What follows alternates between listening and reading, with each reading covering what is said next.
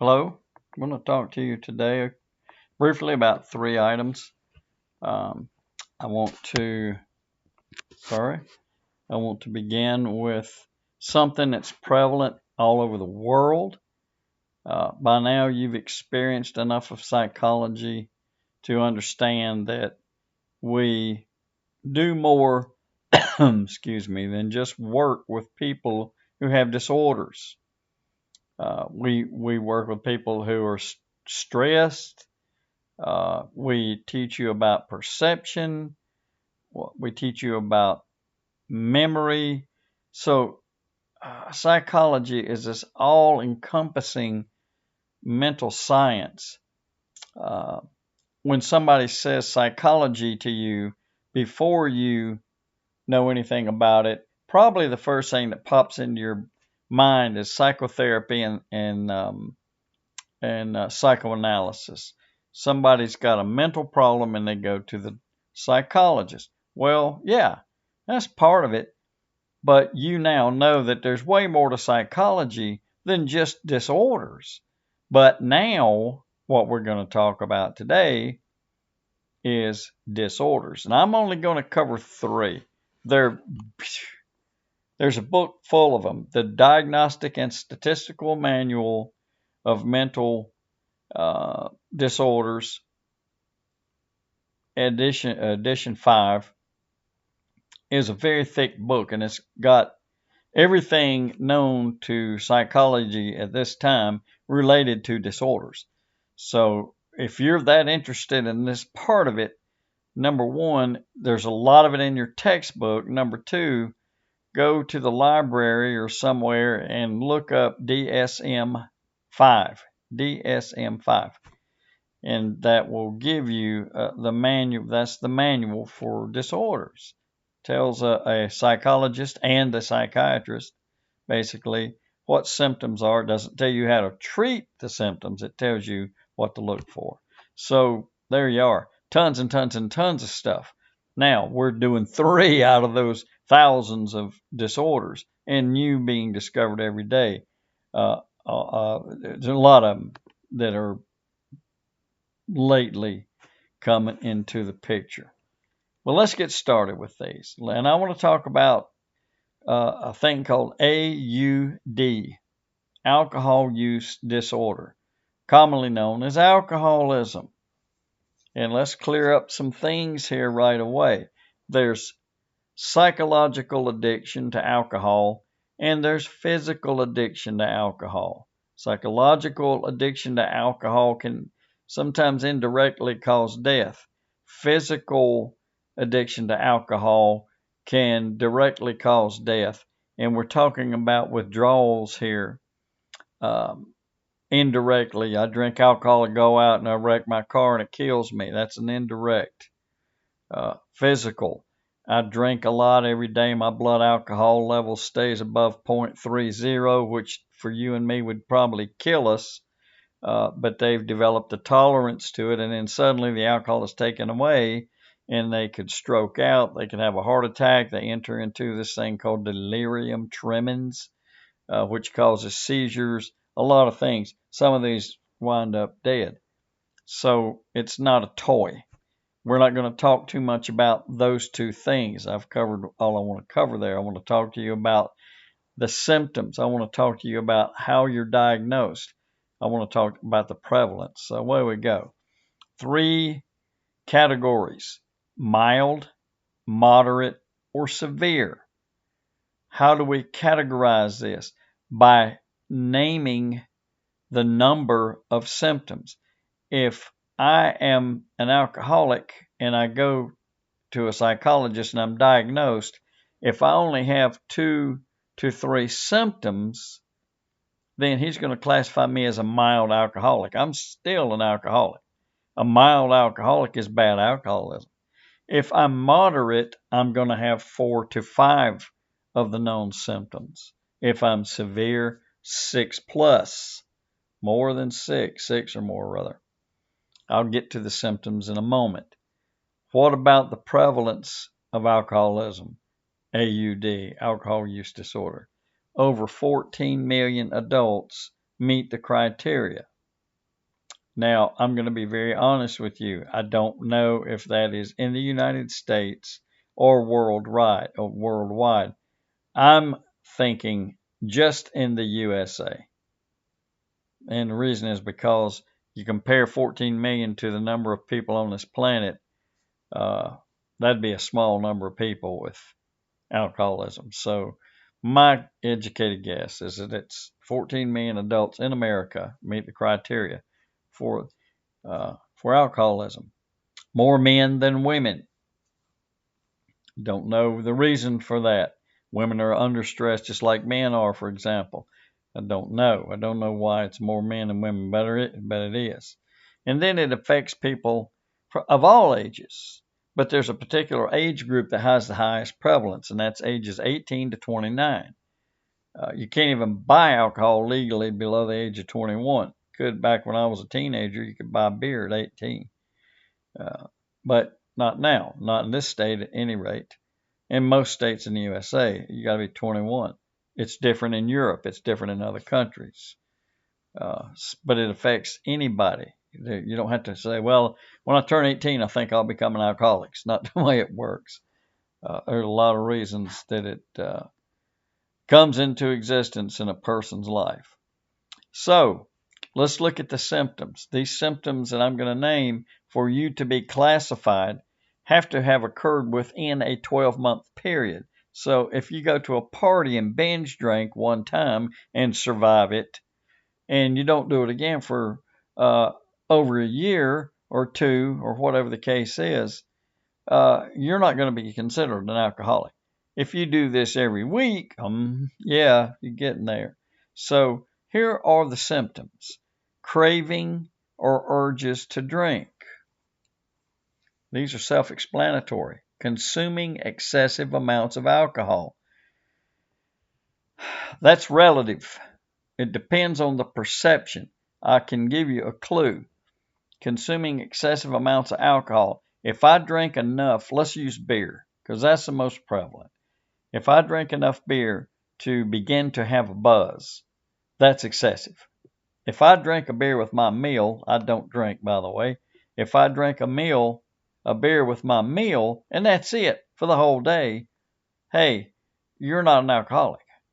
Even if you have a beer with your dinner every day, that's cool. I'm not condoning or condemning. I'm just saying that it's cool in terms of you being an alcoholic. You're not. But let's say you have a beer with every meal, starting with breakfast. I have breakfast beer with my eggs, or maybe I have 2 beers, or maybe at lunch I have 3, and then at dinner I have 4. Now you got a problem. So excessive amounts.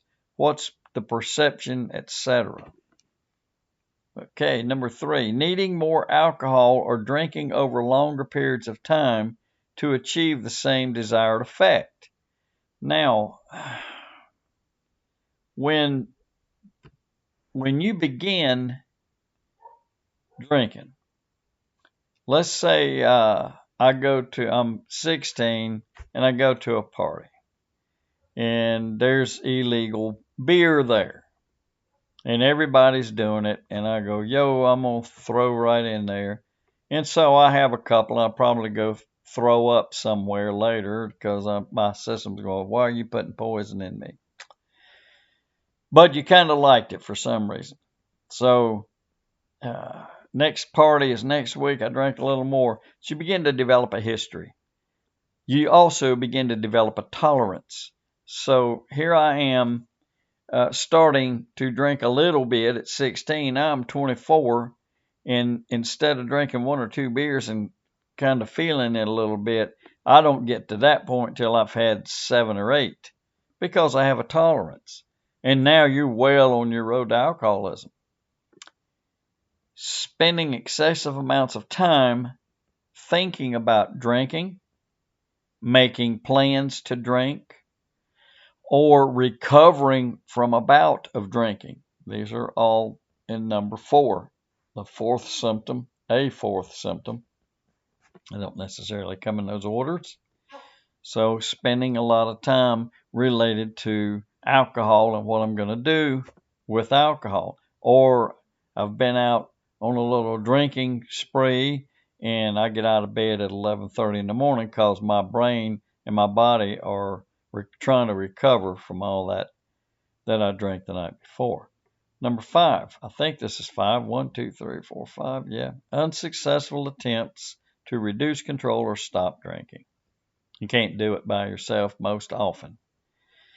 Some can. Some people are fortunate. Most people wind up in a program. Christian people can turn to their minister at church and admit to the minister in private, I've got a drinking problem, help me. I'm a Christian counselor.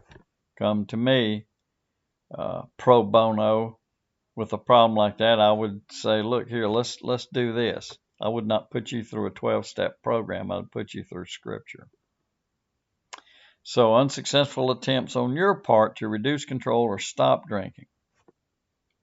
The consequences of it. That's next on our symptoms list. Consequences of drinking too much. At work, missing work, poor productivity, making mistakes, having accidents, showing up for work drunk or buzzed. Buzzed equals drunk. Problems, consequences at home. What has happened at home related to my drinking? Am I mean to my children or my spouse? Am I one of those people who when they're sober they're really nice to be around, when they're drunk they're not? School. What if I'm a college student and I miss class? I had a student one time who had a drinking problem. He took one of my psychology classes. I won't mention the university where I taught. He signed up for an 8 a.m. class. He would show up at 8:10, 8:15. It got worse and worse. I finally told him, I said, if you continue to come to my class that late, I'm going to drop you from my class.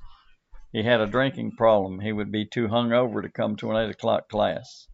I don't know what he wound up. He wound up flunking the class. I don't know if he got his drinking squared away. Next on the list, social and interpersonal problems. Again, stuff that affects you at home maybe. Your friends don't want to be around you anymore. Maybe you've experienced that. People that you interact with who can't control their drinking. They think it's cool to start with, and then it becomes a problem. Now you don't want to be around them because every time they get drunk, they get mean, or they want to fight, or whatever the case is. Or interpersonal problems. Destroys your relationship with your significant other. You can use your imagination. I can't function with this person because every time I'm with them, they get drunk. Leads to another symptom, financial or legal problems. Financial problems, spending all your money on alcohol. You're not paying your bills. You don't eat regularly. You eat ramen noodles. Anything you can do to have enough money to go buy more alcohol. Legal problems. Do something stupid. Get drunk and get in a fight. Get drunk and go break in a store to steal beer. Get caught driving drunk.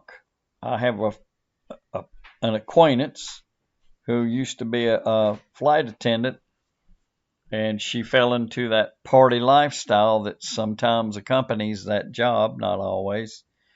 She got heavily involved in that deal, drinking and partying in different countries, and wound up here getting a DWI charge. But when I met her, that thing had been 5 years in her past, and we talked about it. She knew I was an ex-police officer. She asked me about different aspects of it, and I in turn asked her, how has that affected you? She said, well, financially, it's been devastating. It's been 5 years now, and I've spent $20,000 trying to get all this stuff taken care of. Her car insurance went up 300% per month, for example. She had to buy the little unit that plugs into her car that she has to breathe in, that reads her breath, and if it's there's any alcohol present, then the car won't start. So there are a lot of things to consider. What if you get in a wreck and you hurt somebody and you're drunk, hurt or kill them? You're going to jail. It's pretty simple. I've put people in jail for that. Drinking in situations that may be dangerous. Driving a car. I fly airplanes. You don't get in the cockpit of an airplane if you've been drinking alcohol. It happens. Thank goodness they get caught pretty much every time it happens. There's a saying in aviation, 8 hours between bottle and throttle. Throttle meaning the throttle in the airplane. You don't drink and fly unless you just want to go die. I want to drink, fly, and die. Maybe that's a new term to come up with. So in situations that may be dangerous, flying, working in jobs that require a lot of concentration and clear-headedness, etc. And then the last symptom, withdrawal. You don't, if you're physically addicted, you cannot go through withdrawal alone. You need to be in medical care. If you're psychologically addicted, then you need to, if you're psychologically addicted, then you're going to need to go to a psychologist or some support system that will aid you in kicking that habit, if you even can. Now, what causes this? These are just a few things. There are thousands of things. These are the biggies. Factors that contribute. Co-occurring mental health conditions, such as depression. Depression's comorbid. There's a comorbidity factor to this. I'm depressed, so I turn to drinking. So now I've got two problems. I'm depressed and I'm an alcoholic. Depression causes the alcoholism, or vice versa. Alcoholism, because I know I'm an alcoholic, depresses me. So it's a nasty little give and take business. Here's one you may not have ever thought about. ADHD, attention deficit hyperactivity disorder. Some people drink alcohol to calm that anxiety. Some people use alcohol for medication. Very, very poor choice. Bipolar disorder. And this is not every one of them, obviously. PTSD. It's very widely known and is very common for combat veterans. I was in combat over there, aviation, in Vietnam. PTSD is a real life thing, and many returning service members, male and female, turn to alcohol to self-medicate to try to ease the emotional damage done by being in a war. There's some environmental factors. Stress. My goodness, stress causes all kinds of problems, including turning to alcohol. Cultural or familial attitudes about drinking. Maybe in the culture, people mistakenly think that Germans are these big drunks. My family's German. Not many people in my family drank alcohol. Cultural, then, though, can be a reason behind why you drink. It could be that that's what your particular culture does, or your family. Maybe your family is a family of drinkers. I'm trying to think of the country. I read a study just a few months ago about the country where alcoholism is the most prevalent, and it wasn't here, believe it or not. We're down the list. I think it's a country you would never think of, and my mind slipped my mind now. It's not Germany or France, famous for wine. I can't remember, but anyway, you can look it up. What country has the most prevalence of alcoholism? It could have changed too in the last few months, so we don't know. Accessibility to alcohol. Can I easily get my hands on it? I'm underage, but my Uncle Marty, he'll go buy it for me. That sort of a situation. Or it's around the house, and yet I'm underage and they don't lock up the liquor cabinet, so I go in there and take my pleasure. And then finally, social pressure. And again, these aren't all the factors. These are just contributing factors. Social pressure. My friends, hey, come on, let's go drink. Oh, no, man, we can't even buy it. We're too young. Come on, I can get it for us. any kind of social pressure. You ain't cool if you don't come drinking. Joining a fraternity or something where it's forced on you. You want to be a member of this fraternity, and they say, well, you gotta come and binge drink and show us you can handle your liquor. We find a lot of death in that, where young men and women do whatever they do with the alcohol, and they die of alcohol poisoning. You can't pour that much alcohol into your system all at once; it'll kill you. It messes up the balance, your homeostatic balance, particularly in your bloodstream. So those are the things that I wanted to point out to you uh, about this. You may have questions about genetics. Can genetics play a role? They can. Or those around you in your family. If there are people that drink, if there are alcoholics in your family, you have a 3 to 4 times higher chance of developing alcoholism. Depending, it has to be a close relative, somebody you're around a lot, really care a lot about. And then there are other risk factors. Drunkenness can increase the risk of suicide, suicidal behavior, taking chances, thinking that you're indestructible. So I want you to read about some of these things, if you will, about the downfalls of drinking too much alcohol.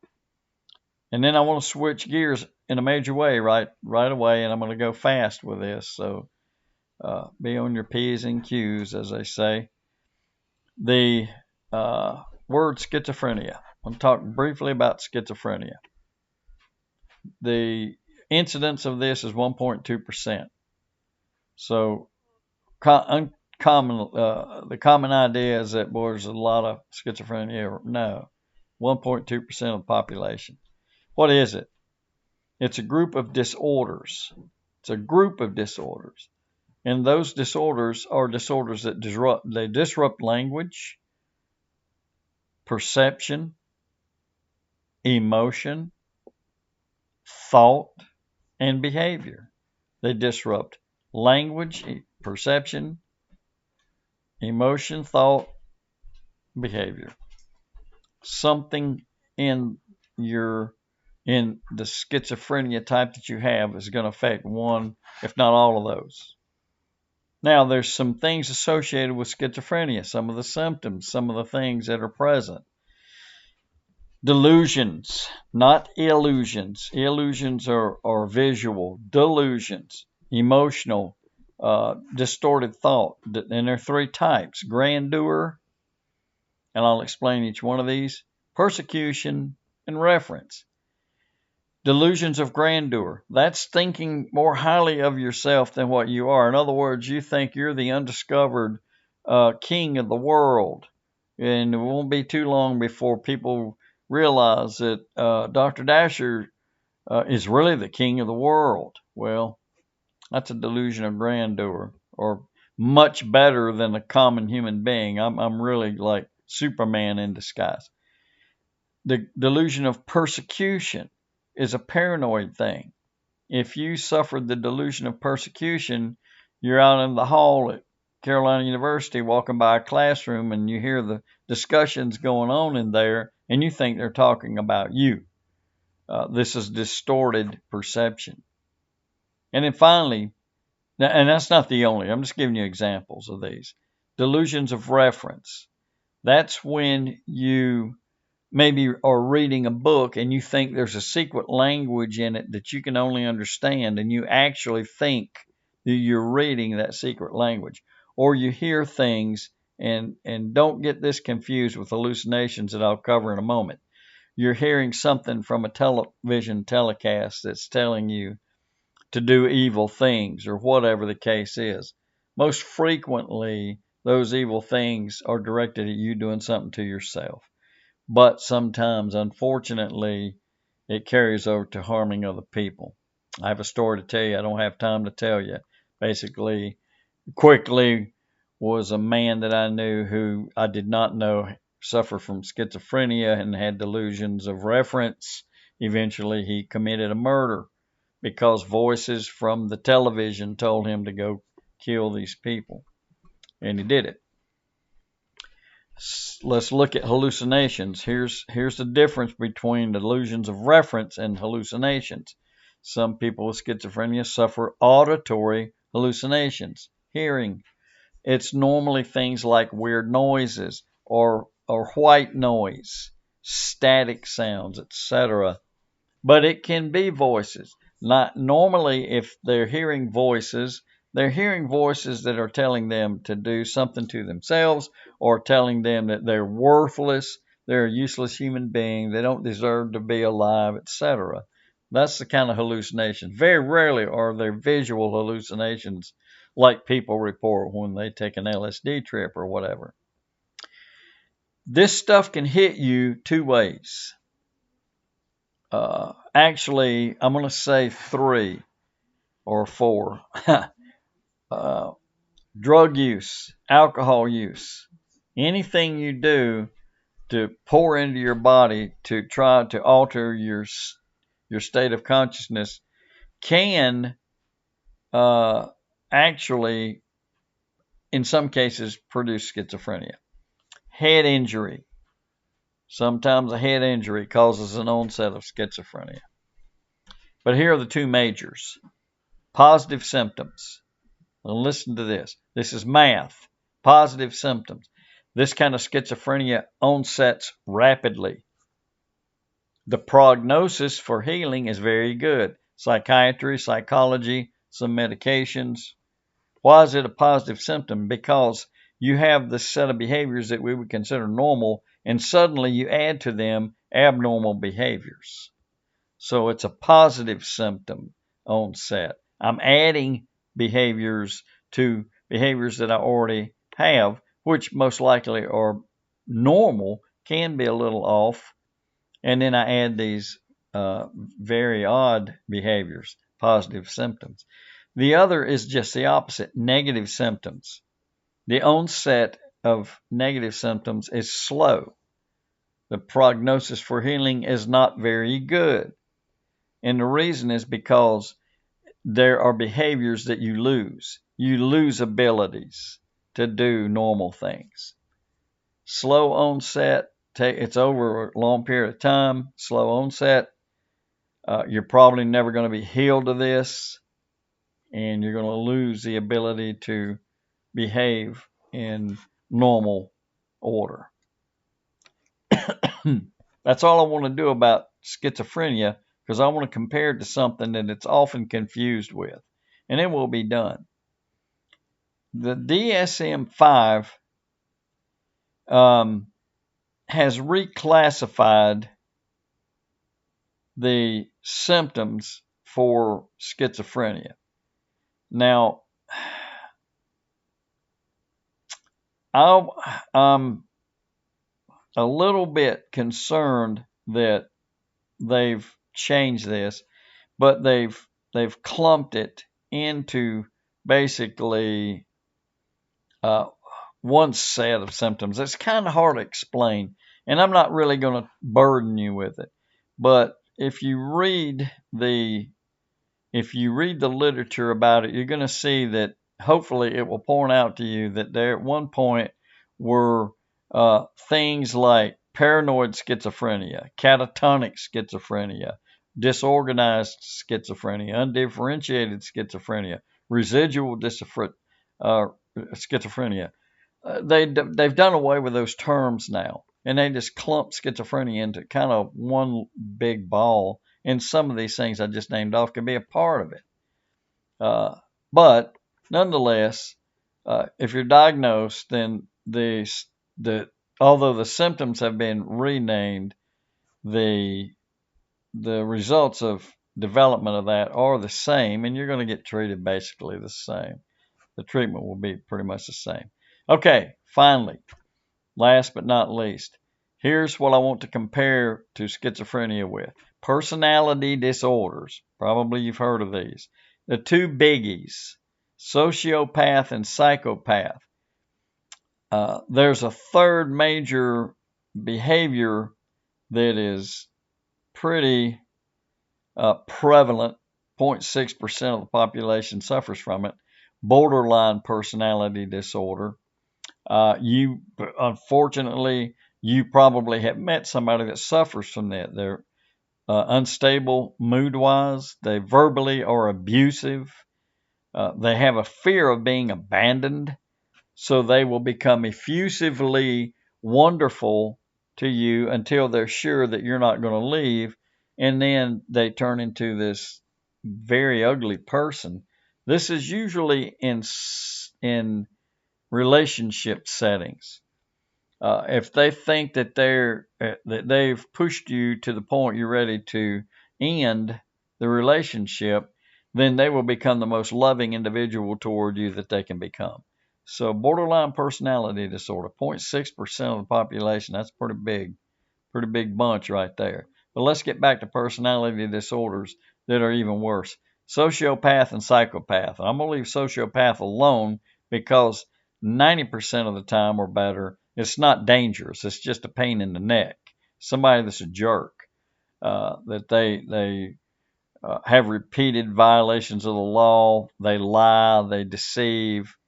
Rarely, but occasionally, they can be physically aggressive, but not always. They have a sense of guilt, by the way, that separates them from this person I want to talk about now, a psychopath. Psychopaths. Antisocial personality disorder is a psychopath. Now, it can include a sociopath, but we mainly concern ourselves with somebody that suffers antisocial personality disorder is a psychopath. A sociopath can be dangerous. A psychopath is dangerous. These people lack guilt. They lack compassion. They have no deep emotional relationships. They're very charming and manipulative. They're dishonest. And worst of all serial killers have been diagnosed as having antisocial personality disorder. So hopefully you don't know anybody like that. They hide it very well. They want to move through society, but they want to move through society as they see fit, not as society sees fit. And they're very good at manipulation. They can make you think they're the nicest person on earth until you accuse them. And first they'll pass it off as, oh, yeah, okay, big joke. Then they'll say, no, you must have me confused with someone else. Then they get very angry because they know they've been pinned. So I doubt very seriously if we have anybody on our campus, and I doubt very seriously that if you know anybody that would be diagnosed as a psychopath. So don't go losing sleep over this, but they're out there. Look at the mass shootings. There you go. Okay, I hope you got something out of this. And this was a long one, and this is the last one for the semester. So I hope you got something out of all these lectures. I'm satisfied with the way all of you have been able to keep up with the attendance and with the quizzes. You all did very well on the quizzes. I didn't make them hard for a reason. I don't like playing hide and seek with students. I want you to learn the material. I don't want to try to fool you with it. So I hope you did get something out of the class. Email me and say bye. See you in the fall, or whatever the case is going to be. Have a pleasant summer. I'm sure I'll see some of you in session number 2, which starts the 24th on Thursday. I already recognize some names that are going to be taking cross-cultural and developmental. So, again, have a good summer, whatever's left of it.